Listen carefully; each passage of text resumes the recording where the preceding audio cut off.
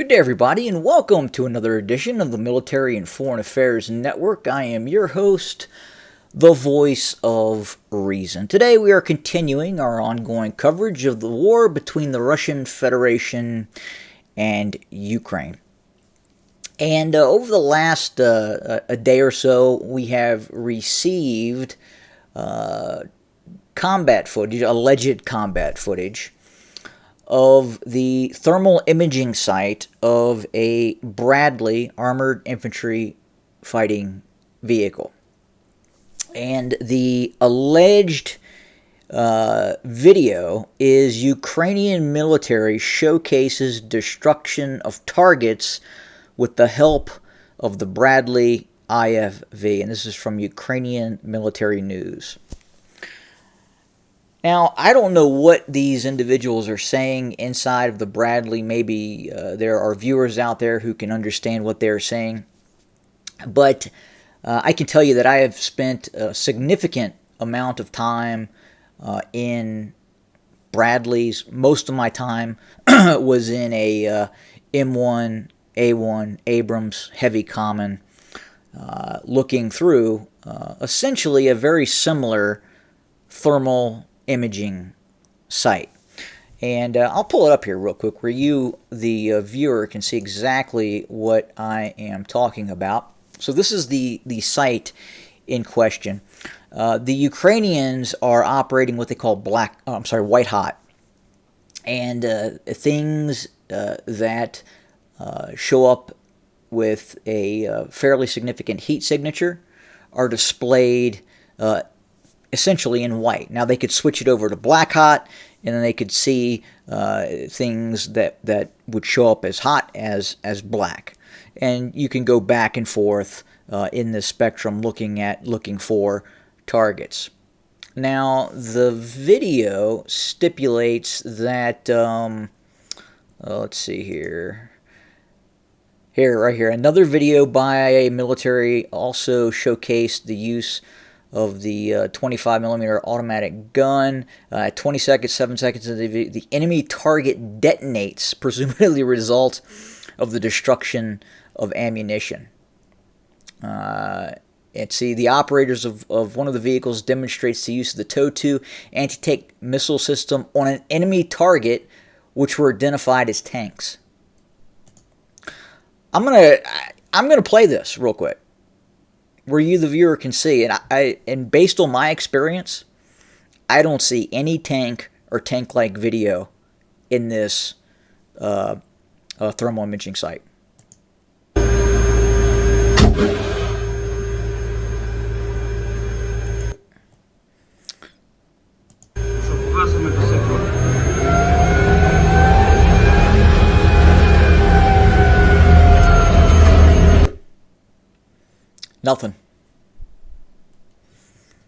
Nothing at all. So maybe maybe this was mistaken for some sort of training range or something like that, and they were just testing the TOW-2 being fired from the Bradley. But during those videos, both with the even firing the 25 Mike, didn't see anything. And I mean, obviously, if you're looking downrange through those sites, you can see a tank or tank-like target. Now, you know, he's taking that video through the site, which distorts images a little bit, but again, didn't see anything. And inherently, when those TOWs detonate, and they are going to detonate when they strike a target or not a target, you're going to see an explosion because there's high explosive in those TOW-2s. The optics also that they're using are very, very similar to the generation of optics that I used on my Abrams back in the early and mid-90s. So I'm wondering if the Ukrainians are actually getting the newest generation of optronics that are available. And from that video, it does not appear so. So I do know they have newer generation optics for those Bradleys, but not seeing it there again. And I'm definitely not seeing a target that is being hit by those Bradleys. Now, what else is happening?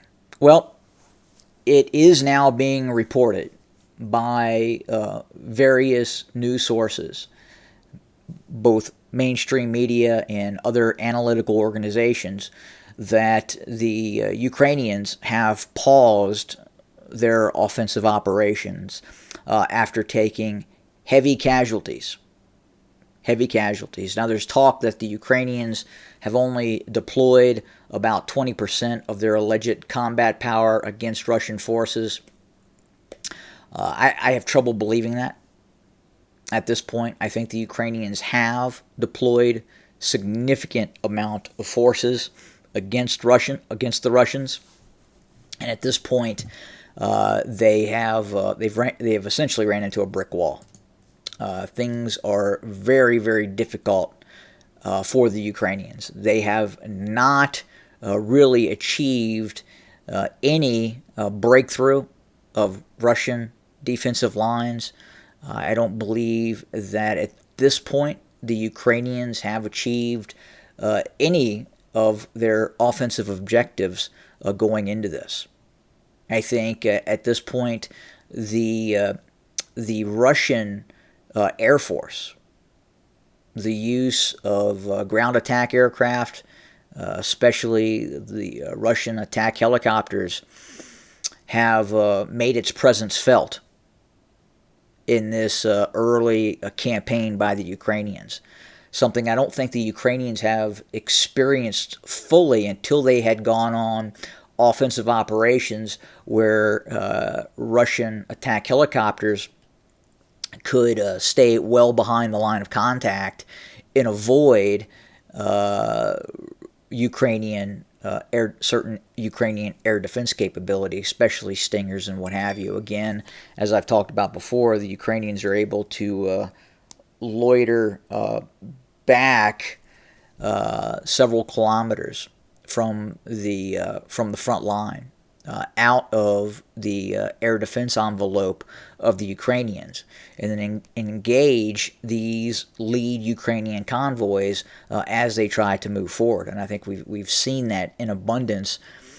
And unlike the aforementioned video, where you see the Ukrainians firing at a unknown tree line, you can clearly see with the footage that the Russians have released within the use of the Ka-52 attack helicopter, you can clearly see that system engaging both black hot, white hot targets, which are clearly Max Pro armored vehicles, Bradleys, other fighting vehicles, and being engaged and destroyed by the Russians. Just what we're saying. I'm not going to pull that video up out of risk of being having my video demonetized or canceled or censored in some way, which undoubtedly would happen if I showed that. And again, the other video I can freely show because nothing was being hit. There was no human being that was being killed or wounded in that video that you saw with the Ukrainian Bradley. But it's interesting to see the kind of the messaging or what the Ukrainians are trying to articulate in showing that video, which is essentially nothing. It's essentially a Bradley firing two toes downrange at a non-existing target. But I'm sure there are other Bradley operators out there that have spent a lot of time on those TISs and thermal imaging sites. And tell me what you think. Check them out. Again, I did not see a tank or tank-like target or a vehicle that those guys were going after. But again, it looks like officially the Ukrainians are now pausing offensive operations. Again, as I talked about yesterday, not having any sort of air capability is really hurting the Ukrainian offensive. Now, the Ukrainians have launched attacks in the Russian rear against ammunition depots using long-range multiple launch rocket systems. While they're not using the ATACMS, we do believe that the Turks have delivered some very long-range multiple launch rocket systems that even exceed the current HIMARS that the Ukrainians are using. And the Ukrainians themselves have some systems that can reach out up to 100 kilometers as well. Now, are they effective as the ATACMS? No, but it definitely looks like the Ukrainians have made some inroads in hitting, again, targets deep behind Russian lines. But at the same time, it does look like the Ukrainian offensive has stalled, and they are right now reassessing further operations due to the large amount of casualties that they have taken in the last 2 weeks of combat. So that's kind of where we set for today. We will continue to report. We will continue to discuss this conflict. Thank you for joining us. More to come very, very soon. And as always, have a good day.